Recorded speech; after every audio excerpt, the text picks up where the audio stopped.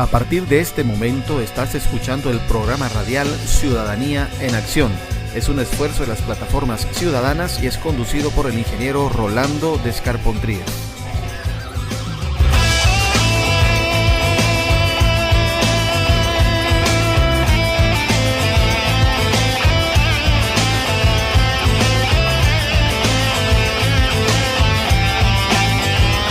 Este programa va dirigido al público en general y tiene la intención de formar ciudadanos cívicos que luchen por la democracia y reinventen la política boliviana.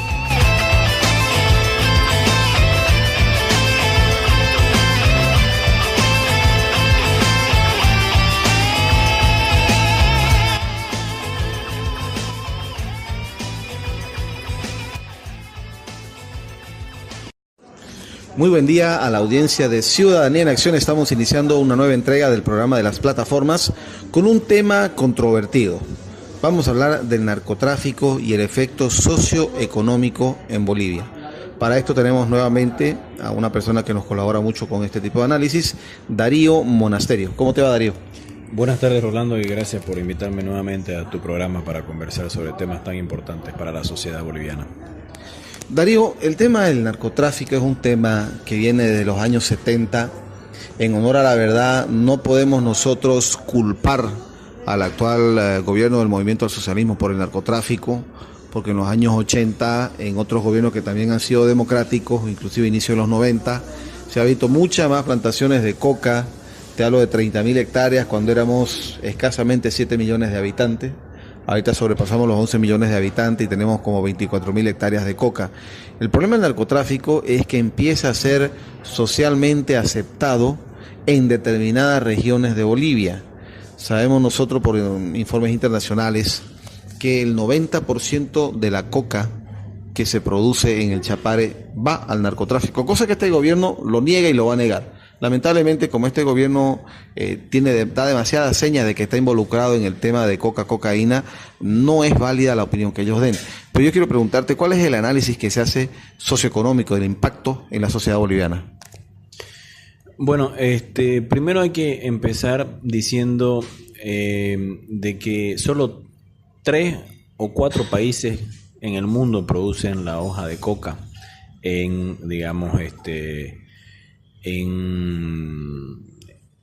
con características de producción masiva, digamos, y de alta alcalinidad, como es el caso de Perú, Bolivia y Colombia, y en menor medida Ecuador, si no me equivoco. En otras partes del mundo no se produce la coca con las características para la producción de cocaína, ¿no? Entonces, bajo esa premisa, obviamente estos países tienen estoy hablando netamente económico el asunto, tienen una ventaja competitiva con el resto de los países del mundo, porque obviamente son los únicos países que lo producen, para producir la hoja de coca para la producción de cocaína, ¿no? Entonces, obviamente las implicancias económicas y sociales pues han sido bastante fuertes en Bolivia para este fenómeno. Sobre todo en la década de los 70-80, donde hubo el boom de la producción de cocaína, donde se dio a conocer mayormente todo el tema de la producción masiva de cocaína para exportación a los Estados Unidos, principalmente a Europa, a Japón, a Asia, a otros países, a los principales países consumidores, ¿no? Que son los países con mayor poder adquisitivo. Entonces, ahí es donde se dan a conocer todo el tema de los carteles, de los narcotráficos, de los narcotraficantes, etcétera, etcétera, etcétera, ¿no?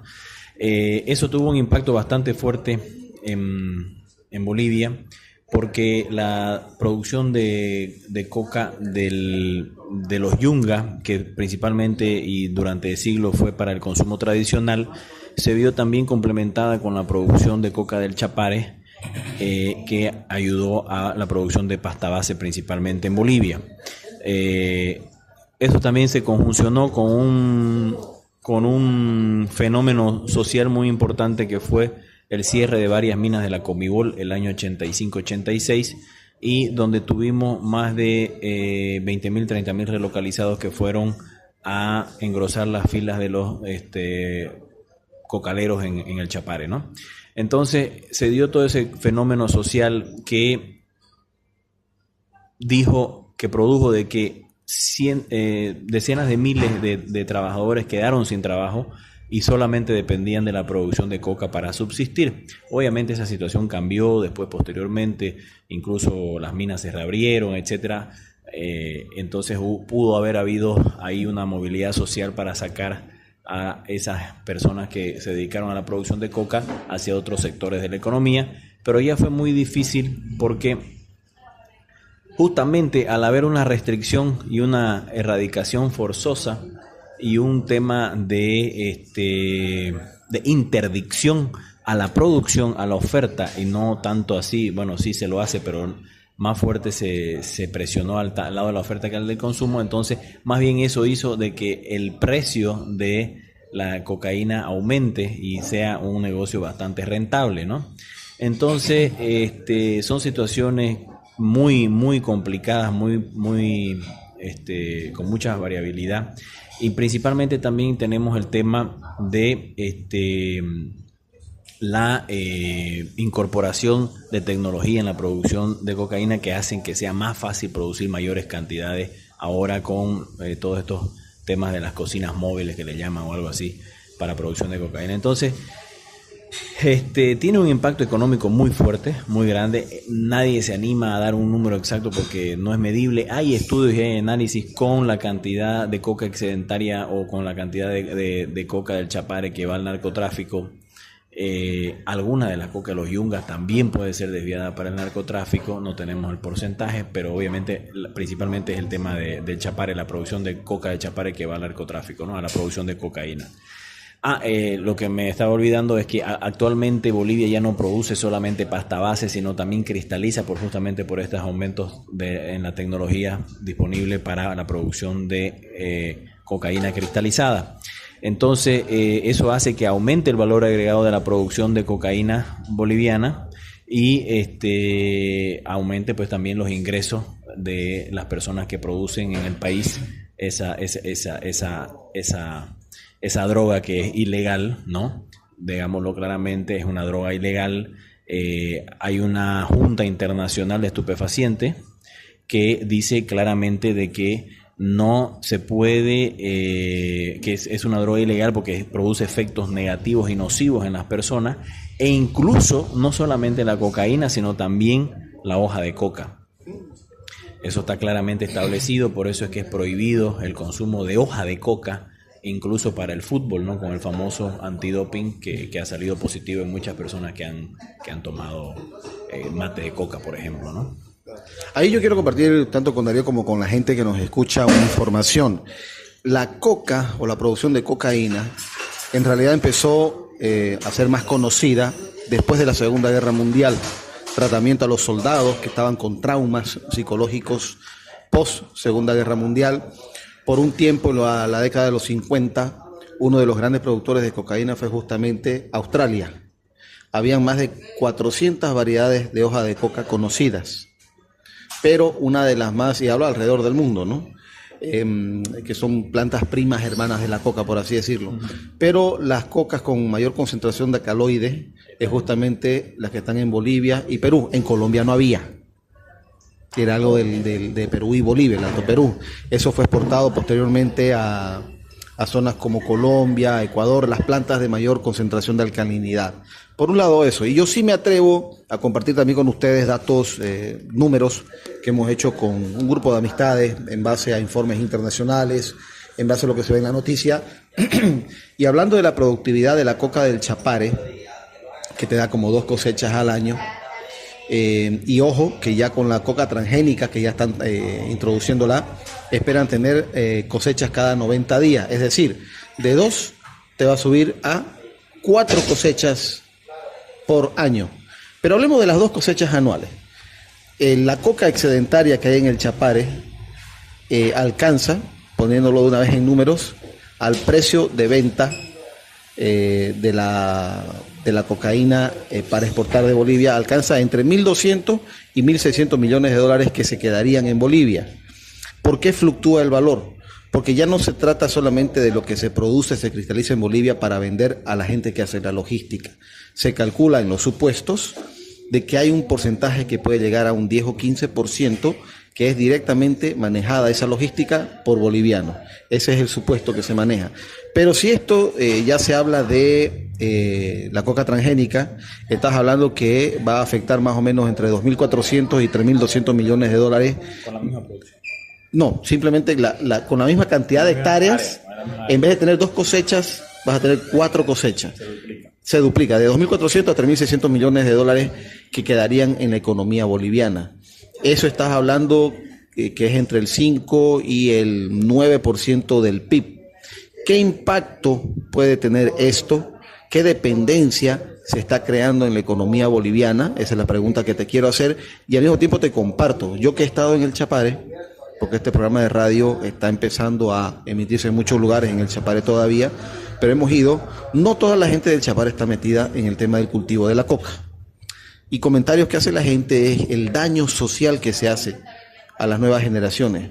Ya los niños hablan de tener su cato de coca, hablan de otras cosas que no deberían, en lugar de preocuparse en aspirar a estudios universitarios, a una profesión y a aportar a una economía legal en Bolivia. Hay un tema social fuerte, pero en el tema económico, querido Darío, que es tu especialidad, ¿cómo afecta que se dependa económicamente de que la cocaína nos provea 5 al 10% del PIB?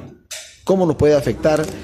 Y si hablamos también de un combate frontal contra la cocaína, ¿qué pasa si de la noche a la mañana desaparecen los cultivos de coca? Temporalmente nos va a afectar. ¿Cómo? Bueno, eso que comentabas de la coca en Australia, por eso te decía que son cocas aptas competitivamente para la producción masiva de cocaína, porque también para tu información, Rolando, seguramente lo debes saber porque has investigado bastante el tema, en Santa Cruz también hay hoja de coca, pero no tiene la alcalinidad y crece salvajemente, o sea, no ha sido plantada, digamos, ¿no? Hay, así como vos decís, plantas familiares de la coca, no tengo el nombre científico de la planta, pero en Santa Cruz también hay, pero no tiene esa alcalinidad. Seguramente en Australia pasó lo mismo, obviamente con mayor cantidad de plantas se puede producir lo que se produce con una planta en el Chapare, digamos, ¿no? Entonces, sí, exactamente, hay producción en Indonesia también de coca, pero realmente la que es masiva y competitiva para la producción de cocaína es la que se encuentra en Perú, Bolivia. No sabía el dato de que Colombia había sido posterior, pero sí son los 3 países con mayor alcalinidad para la producción de cocaína. Volviendo al tema de la pregunta, efectivamente, si se llega a reemplazar toda la coca actual por la coca transgénica, supongo que ese dato incluye también a la coca de los yungas, donde veo muy difícil que se pueda reemplazar, porque ahorita sabemos que los cocaleros de yungas están en un conflicto con el gobierno por otros temas de preferencias que tiene el gobierno con las 6 federaciones del trópico de Cochabamba, ¿no? del Chapare. Entonces, de todas maneras, si digamos que se llegase a reemplazar toda la coca tradicional, le vamos a decir, por la coca transgénica, efectivamente estamos hablando de uno de los mayores productos de exportación. Si el 100% va a la producción de cocaína y a la exportación, o el 90% de uno de los mayores productos de exportación de Bolivia, ¿no? Después del gas natural, por encima de la soya, por encima de las remesas de los familiares que están en el exterior, etcétera. Incluso, bueno, ahí tendríamos que ver cuál va a ser el impacto del litio en caso de que se llegase a desarrollar en un futuro, ¿no? Entonces, va a ser muy difícil poder sacar a la gente de ese circuito de producción de cocaína, sobre todo con una duplicación de la producción de coca para la producción de cocaína. Es complicado, es un asunto complicado. Es muy difícil que se pueda erradicar, nunca se ha podido hacer ni en los gobiernos que han estado comprometidos con eso, a diferencia de que efectivamente está comprometido con la no erradicación. Entonces es muy difícil que se llegue a erradicar y que llegue a haber coca cero. Mientras haya demanda, y esto lo tenemos que manejar así, es complicado, es difícil, pero mientras haya demanda va a haber oferta, sea como sea, donde sea, y van a seguir habiendo gente que va a estar dispuesta a generar violencia para poder producir coca y cocaína. Entonces, por eso el impacto de una erradicación forzosa y de coca cero, obviamente que sería un golpe muy duro para la economía boliviana, pero que en caso de darse, en un supuesto que de darse, se podría dar, y lamento decirlo, si se da, va a ser a través de la violencia muy fuerte, porque la gente no va a permitir. Vos sabés cómo han países como se han desangrado, como Colombia, ¿no? Por el tema del narcotráfico, y sigue produciendo, y se reprodujeron, desaparecieron los carteles grandes, Medellín, Cali, qué sé yo, pero aparecieron 4 o 5 carteles más chicos, y ahora el negocio también pasó a México por el tema logístico, y ahí es donde también hubieron, creo que más de 500.000 de muertos en México por la guerra contra el narcotráfico. Entonces es una generación de violencia muy dura, muy fuerte. No voy a justificar nunca a un narcotraficante, pero creo que los países y los gobiernos y los estados tienen la obligación de seguir intentando crear otras oportunidades para la gente, con educación, con salud, principalmente con educación, ¿no? Bueno, salud también, para que puedan desarrollarse como personas y poder tener todas las herramientas para poder buscar otras alternativas, pues, ¿no? Entonces es complicado ese tema, es muy complicado que pueda desaparecer.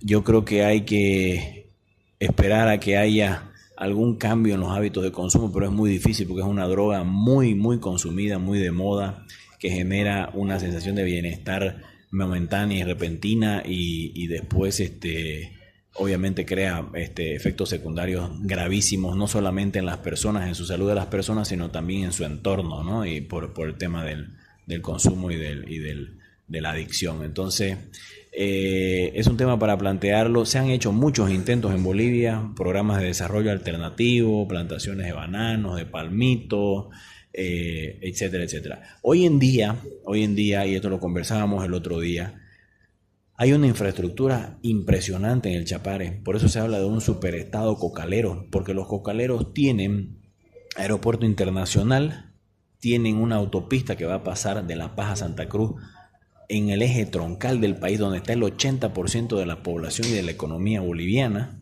va a pasar por el Chapare, que eso también fue una variable que le dio mucho poder de negociación a los cocaleros del Chapare cuando se hizo la carretera Chimorella-Pacaní, que unía Santa Cruz-Cochabamba, el eje troncal, por la zona del Chapare y no por la carretera antigua de los valles. Entonces, eso también fue una variable muy importante para el poder de negociación que han tenido durante décadas los cocaleros, ¿no? Entonces, actualmente van a tener una autopista que pasa por el Chapare, tienen un aeropuerto internacional, tienen estadio, tienen coliseo, van a tener una carretera que va al Brasil, si es que se llega a construir la carretera por el Timnis, o haciéndole lance al Timnis o lo que sea. Van a tener una carretera que va a salir al Brasil por la Amazonía, por Trinidad, por el Beni. O sea, tienen todas las herramientas para poder desarrollar otro tipo de... tienen planta de urea también para la producción agrícola. Entonces, tienen todas las herramientas para poder desarrollar una economía alternativa. Pero mientras siga habiendo demanda y un precio que a la gente le va a seguir interesando, incentivando la producción de hoja de coca para la producción de cocaína, pues vamos a seguir en la misma, ¿no? Ahora, hay que diferenciar una cosa. También hay que diferenciar de que no el 100% de los cocaleros produce cocaína. Hay muchos que lo venden en el mercado, la hoja de coca, para la producción de otras personas que producen la cocaína. Lo que no vemos son resultados en la producción del narcotráfico. Ya, digamos que el presidente de las 6 federaciones es el presidente de la República, el presidente del Estado Plurinacional, el señor Evo Morales, y ha decidido mantener la economía de los cocaleros. Entonces, ¿por qué no atacan al narcotráfico de la forma en la que se debería atacar? Porque no todos los cocaleros son narcotraficantes. Eso también tenemos que dejarlo claro, digamos, para que la gente no piense que solamente la producción de cocaína se realiza por los cocaleros del Chapare. No, eso está clarísimo. De hecho, un tema que ya lo habíamos conversado un poco con tu persona, es el hecho de que se ha visto, y te lo digo porque yo viajo por provincia, viajo mucho por el norte integrado, Hay gente que sale del Chapare con un capital, campesinos que lograron hacer un capital con su coca, que simplemente vendieron la coca en el mercado y no les interesa dónde va la coca. Esa gente deja el Chapare, se va para lugares como Yapacaní, Buenavista, San Carlos, pone su ferretería o compran 2, 3, 4 vehículos usados para trufi, transporte de gente. Y es como si esa gente se fuera del Chapare a buscar otro tipo de negocio para alejarse de esa influencia, porque es zona roja, es zona de narcotráfico. Al mismo tiempo, yo te comentaba antes de iniciar el programa, en una de esas visitas que hemos hecho para tantear cuál es la situación y uno tratar de entender la realidad, nos comentaban que hay gente, clase media, de Cochabamba, de Santa Cruz, que ha empezado a llegar. Se los ven en el Chapare, van, compran su tierra y se dedican a sembrar coca, para vender la coca por el simple hecho de que es un buen negocio. Así de sencillo. Ya no estamos hablando del campesino, uno a veces trata de justificar, ¿no? No, lo que pasa es que el campesino tiene que salir de la pobreza, le tocó plantar coca que saben que va para la cocaína. Pero cuando empezás a hablar de gente clase media, que tiene su profesión, su casita, su carro, su microempresa, y van a hacer una inversión, ellos van a hacer una inversión en el Chapare, porque el plantar coca para cocaína es un buen negocio. Ese es el problema. Hay una dependencia y lamentablemente la gente pareciera que se niega a salir de ese círculo y ese es el daño que se le hace a la sociedad. Es una dependencia ya económica que se transfiere o se traslada de generación en generación, es un conformismo. Tenemos gente que ya no se interesa necesariamente, o vamos a tener gente que no se va a interesar en una profesión, ese es el gran riesgo. Gente que se va a conformar con el tema de cocaína. Ese es el gran peligro que puede atacar a nuestra nación, a nuestro país, caer en esa mediocridad, y eso es lo que hay que evitar, ¿no? Se nos va yendo el tiempo, querido Darío, y quiero preguntarte, ¿qué pasó con los cultivos alternativos? En los años 90 se vio muy fuerte el tema de los cultivos alternativos. Yo no sé si es que coincidió con la resistencia de los cocaleros, el advenimiento al poder de Evo Morales, que sacó a USAID, a la DEA. Parecía que iba bien en el tema de cultivos alternativos. ¿Qué pasó? Bueno, primero que hay que resaltar, digamos, de que Evo Morales utilizó hábilmente ese antiamericanismo que existe en todos los países latinoamericanos, o sea, no digo de toda la población, sino de un sector de la población que tiene una animadversión a todo lo americano por temas ideológicos o por los temas que fueren. Él supo capitalizar a todo ese antiamericanismo, porque no solamente la gente de Chapare votó por él, ¿no?, sino también gente de las clases medias y clases sociales más bajas de La Paz, Santa Cruz y todas las ciudades, no solo del área rural. Entonces, él fue muy hábil para capitalizar ese sentimiento antiamericano, que obviamente también coincidió con algunos errores de las políticas antidroga de los gobiernos, quizá por imposiciones de Estados Unidos o quizá por errores propios, ¿no? Entonces, ahí, por ejemplo, me vienen a la mente las declaraciones del embajador Manuel Rocha, que dicen que no voten por Evo Morales, y más bien lo hace subir en la votación hasta llegar al segundo lugar en una votación muy reñida en el año 2002. Entonces, estamos claramente hablando de una serie de errores y de una interdicción muy fuerte que obligaba incluso a la erradicación y a la coca cero. En el gobierno de Banzer se habló de coca cero, lo que obviamente no sucedió, pero fue donde fueron los años más duros de erradicación, con una represión también muy fuerte que más bien hizo crecer al movimiento cocalero y lo llevó a sitiales ya de nivel nacional, como la Diputación de Evo Morales el 97, el 2002 como candidato a la presidencia con muy buena votación, y ya pues finalmente el 2005 ganando las elecciones. Entonces eso también no ayudó al desarrollo alternativo, porque justamente se quiso obligar con la erradicación forzosa a la plantación de otros cultivos que económicamente tampoco rendían y producían y generaban los ingresos que genera la coca. Entonces, ahí hay temas de tanto de oferta como de demanda, o sea, en el tema de desarrollo alternativo, ¿no? Entonces, me parece que hay que seguir. Ahora hay otra realidad, no podemos seguir pensando que la realidad del desarrollo alternativo es la misma que la de hace 20 años. El país ha cambiado, ya por ahí la producción, voy a decir algo, la producción de otros cultivos no tradicionales como el palmito, estoy hablando en memoria pero es un ejemplo, podría no ser tan rentable, y sí ser rentable los servicios de transporte de una autopista que va a pasar por los principales pueblos o ciudades del Chapare.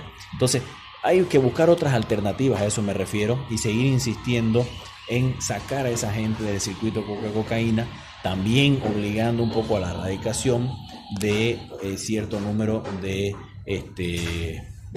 área.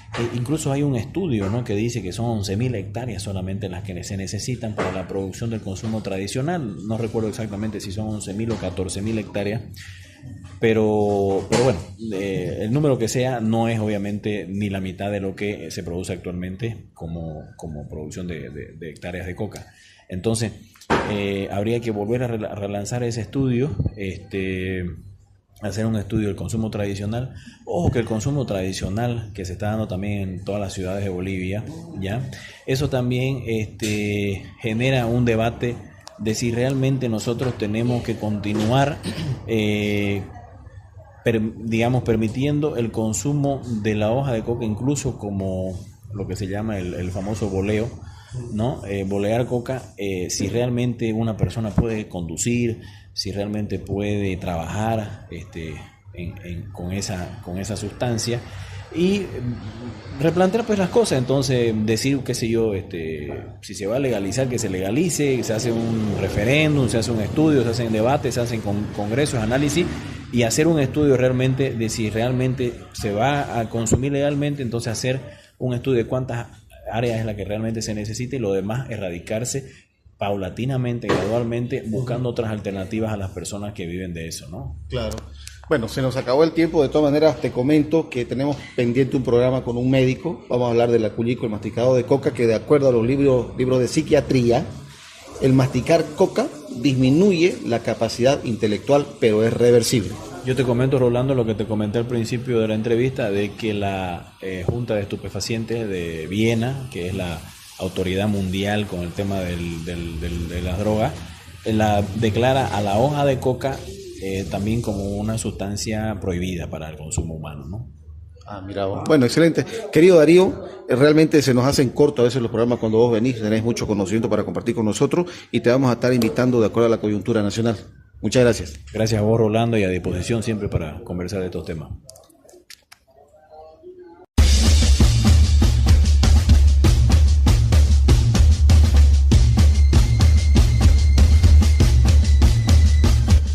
La libertad sin democracia no existe, y la democracia sin un pueblo educado es imposible. Haz respetar tu voto.